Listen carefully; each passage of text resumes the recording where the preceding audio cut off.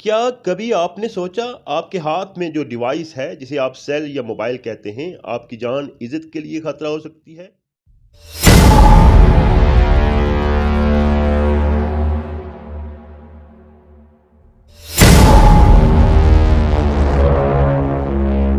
जी हाँ, बेशुमार इंसान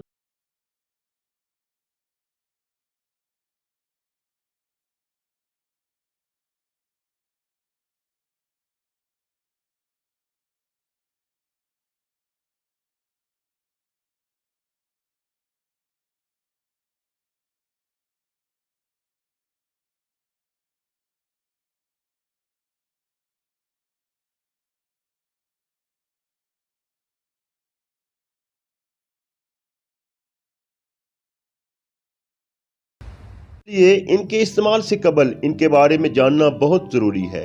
अपनी डिवाइस, सोशल मीडिया प्लेटफ़ॉर्म की ज़रूरी सेटिंग करके अपना और अपने प्यारों का ख्याल रखें। अल्लाह निगहबान।